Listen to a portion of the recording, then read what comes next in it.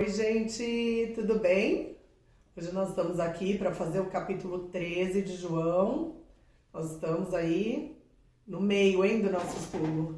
Estou muito feliz, né, que vocês estão entendendo, que vocês estão estudando. Continuo orando para que o Senhor se revele profundamente para vocês, para que além desse estudo ser lógico para vocês, né, fazer mais sentido, porque eu tenho incentivado para quem está com dificuldade no entendimento da Bíblia, então para que haja entendimento, mas que ele seja muito mais do que entendimento racional, que realmente o Senhor dê para vocês um entendimento espiritual e uma convicção no coração de vocês de quem Ele é, tá bom?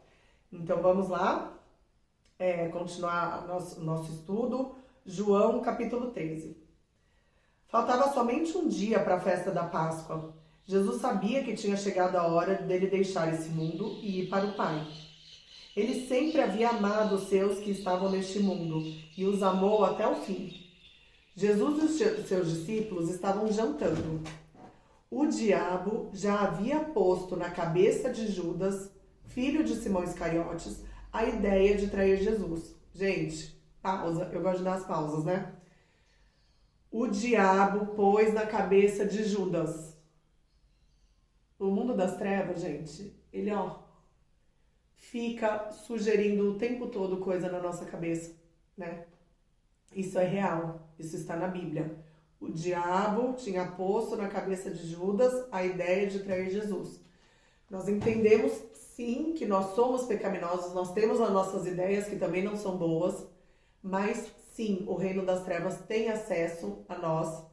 E quem destruiu o reino das trevas e quem destruiu o rei desse mundo, né, como nós lemos no João capítulo 12, foi Jesus Cristo, né? Jesus Cristo, quando ele fala que ele expulsa Satanás da vida das pessoas, porque Satanás já não tem mais como vencer. Ele pode até tentar me convencer de algumas coisas que são contra Deus, mas como eu recebi Jesus, né? Eu pedi para que Jesus fosse o Senhor da minha vida, o Espírito Santo que está em mim consegue repelir essa voz, consegue repelir esse pensamento e eu ser vencedor em todos os aspectos, né? Espirituais, psicológicos, tudo aquilo que vinha na minha mente, que me travava, que fazia as coisas no eu, que me gerava depressão. O Espírito Santo, ele sempre, gente, sempre, não teve uma vez que ele não tirou isso, não fez com que tudo se cessasse, até uma angústia momentânea ela é cessada, porque nós temos alguém que luta por nós e que é maior do que essa voz, né? No caso de Judas, ele conseguiu convencer. Mas lembrando que Judas, ele seguia Jesus, mas o coraçãozinho dele era bem, né? Ele queria roubar, ele estava lá com uma intenção que a gente vê que não era a intenção mesmo de fazer parte mesmo desse grupo. Então ele estava fingindo ser parte do grupo. Por isso que o diabo tinha acesso a Judas, né? 3. Jesus sabia que o Pai lhe tinha dado todo o poder. Jesus sabia que o Pai tinha dado a ele todo o poder. E sabia também que tinha vindo de Deus e ia para Deus. Né? Jesus sabia muito bem quem ele era. Então se levantou, tirou a sua capa, pegou uma toalha e amarrou na cintura. Em seguida, ele pôs água numa bacia e começou a lavar os pés dos discípulos e a enxugá-los com a toalha. Gente, por que esse episódio dele lavar os pés dos discípulos, ele precede a esse comentário que fala assim, Jesus sabia que ele era todo poderoso, ele sabia todo o poder que ele tinha. Mas, como todo poderoso, qual é a atitude de uma pessoa toda poderosa? É se achar em cima dos outros? É humilhar os outros, mesmo sabendo que um deles é o seu traidor?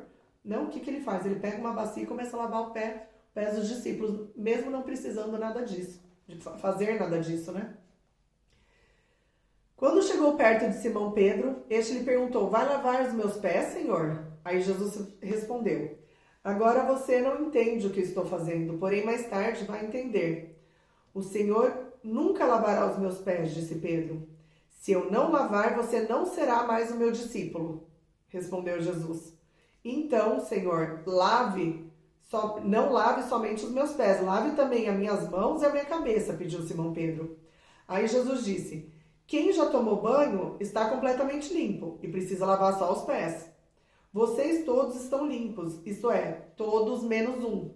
Então Jesus falou assim, não tem necessidade, é a minha parte, tá todo mundo limpo porque vocês já estão caminhando comigo, o coração de vocês já crê em mim, menos um, né? Jesus sabia quem era o traidor e foi por isso que ele disse todos menos um.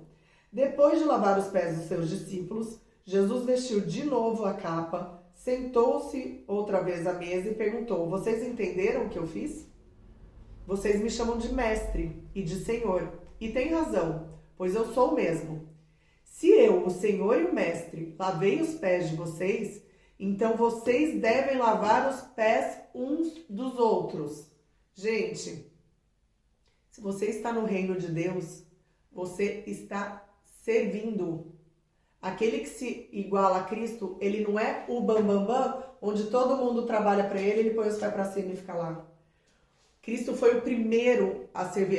Ele lavou o pé aqui, mas querendo representar qualquer tipo de serviço, tá? Ele poderia ter feito qualquer coisa para os discípulos, ter feito pão do jantar para eles, servido eles de alguma forma, né? Então, assim, eu já falei sobre isso. Tem pessoas que têm mania, vou lavar o pé assim como foi feito na Bíblia. Não, ele fez isso para passar uma mensagem, tá? Não é que você tem que pegar as pessoas e ficar lavando o pé delas, não é isso. Óbvio, se um dia tiver a necessidade de você fazer isso, você puder ajudar uma pessoa que está com problema na coluna, e aí você não consegue, né, fazer alguma coisa, você pode ajudar a calçar um sapato, mas o objetivo não é que a gente fique repetindo essa atitude de lavar o pé, não é isso. É você entender que se você está discipulando alguém, você é o primeiro a servir aquelas pessoas, né? Eu, normalmente, até vou trazer para vocês, mas mais para exemplificar, né, não sou perfeita, mas com base nisso, o Senhor me deu o seguinte entendimento. Quando eu faço o meu grupo físico de pessoas, eu tento deixar o melhor ambiente possível. Eu vou mais cedo, eu limpo o lugar, eu compro as comidas, eu faço um cafezinho quentinho. Por quê? Eu quero servir essas pessoas. Eu não quero só servir a palavra, eu quero servir um ambiente, né? Eu quero que tudo que eu faça glorifique o nome de Deus. Então, isso é uma forma. Eu não estou lavando o pé das pessoas, mas é uma forma da gente servir. Então, assim, se você vai levar a palavra de Jesus para algum lugar, você tenta servir aquela pessoa antes de dizer a palavra? Ou você é uma pessoa impetulante, é uma pessoa que se acha orgulhosa, que se acha a verdade do mundo, e aí começa a falar de Jesus no meio disso tudo? Desculpa, você não está pregando o verdadeiro evangelho, porque o evangelho é serviço. Então ele falou, ó, vocês estão vendo o que eu fizer? É isso que vocês têm que fazer. Então, gente, cuidado se vocês estão em algum lugar onde as pessoas querem que você sirva a ela e não querem fazer nada, né? E é servir uns aos outros, né? Ele fala assim, ó, lavar os pés uns dos outros. Uma hora eu lavo o seu, uma hora você lava o meu. Eu também sou servida pelos meus irmãos, assim como eu também sirvo. É todo mundo fazendo, né? Eu afirmo a vocês que isso é verdade. O empregado não é mais importante do que o patrão. Discípulos, vocês não são mais importantes do que eu. E o mensageiro também não é mais importante do que aquele que o enviou. Já que vocês conhecem essa verdade, serão felizes se a praticarem. Então, Jesus está dando mais um ensinamento aos cristãos aqui. Começaram pelos discípulos, mas continua o ensinamento, né? Não estou falando de vocês todos. Eu conheço aqueles que escolhi. Pois tem que se cumprir o que as escrituras sagradas dizem. Aquele que toma refeição comigo se virou contra mim. Isso também foi uma profecia dada no Antigo Testamento, que essa questão da traição também já estava prevista, tá? Digo isso a vocês agora, antes que aconteça, para que quando acontecer, vocês creiam que, aí vocês vão ver aqui na Bíblia, tá? Eu sou quem sou. Essa palavra, eu sou quem sou, ou algumas Bíblias tá como o eu sou. Quem é o eu sou? O eu sou é o que Deus falou para Moisés lá no Antigo Testamento. Moisés, quando tinha que falar com o faraó, Deus chamou Moisés e falou assim, Moisés, vá lá, fala isso, isso e isso para o faraó. Tá, Deus, eu falo, mas se o faraó perguntar para mim quem que tá mandando fazer isso, quem que eu vou falar que é? Aí Deus fala assim, fala que é o eu sou que está falando isso. Né? Aqui é o eu sou quem sou. Então, quando Jesus fala que vocês creiam que eu sou quem sou, o que ele está dizendo? Eu quero que vocês creiam que eu sou um profeta qualquer? Não, eu sou Deus. Eu sou quem sou, que já estava com Moisés lá no Antigo Testamento. Então, mais uma vez, gente, Cristo afirmando a sua divindade. Cristo afirmando ser Deus, tá? Ele não é um profeta, ele é Deus. Deus. E ele fala sobre isso diversas vezes. E aqui é mais uma vez, quando ele fala que vocês creem que eu sou quem sou, que vocês creem que eu sou Deus, né? Eu afirmo a vocês que isso é verdade. Quem receber aquele que eu enviar, estará também me recebendo. E quem me receber, recebe aquele que me enviou. Então ele está afirmando. Jesus iria enviar os discípulos e Jesus ainda envia os dele para pregar o evangelho. Então assim, quem receber, porque eu sou uma mensageira de Cristo, né? Ou você que um dia vai falar de Cristo para alguém, você vai ser um mensageiro de Cristo. Aquele que receber você, lógico, não está recebendo você, ele está recebendo a tua mensagem, que é a mensagem de Cristo. Então aquele que te receber estará também recebendo a Cristo. E quem me recebe, recebe quem me enviou. E quem recebe Cristo, recebe Deus Pai. Então, gente, não existe meios da gente falar sobre Deus sem vincular Cristo. Cristo é a ponte da ligação do ser humano com Deus Pai. Não tem como qualquer ser humano falar com Deus ou ouvir a voz de Deus que não seja por meio de Jesus Cristo. Ele é o caminho, ele é a verdade, ele é a vida. Ele que religou. A gente estava andando aqui sem Deus, sem ouvir a voz de Deus, ela estava lá e nós estávamos aqui. Quando Cristo veio, que ele falou, fala através de mim, a sua mensagem vai chegar e a mensagem de Deus vai chegar a você. Então, é só por ele. Então, quem pensa que está vivendo em Deus, mas não tem buscado Jesus Cristo, de fato está enganado, tá? Então, vamos dar continuidade. Depois de dizer isso, Jesus ficou muito aflito e declarou abertamente aos discípulos, eu afirmo a vocês que isso é verdade, um de vocês vai me trair. Então eles olharam um para os outros, sem saber de quem ele estava falando. Ao lado de Jesus estava sentado um deles, a quem Jesus amava. Simão Pedro fez um sinal para ele e disse, pergunta de quem o mestre está falando. Então assim, João estava do lado de Jesus, que é o discípulo amado, né? E aí Pedro, que estava perto de João, cutucou João e falou assim, João, pergunta para Jesus quem é que vai trair, já que você e Jesus são tete a tete, quem sabe ele não te revela, né? Então aquele discípulo chegou mais perto de Jesus e perguntou, Senhor, quem é ele? Lembrando que eles estavam sentados assim, né? Nu, um do lado do outro. E aí ele fala, Senhor, quem que é ele? Aí Jesus responde, é aquele a quem eu vou dar um pedaço de pão passado no molho.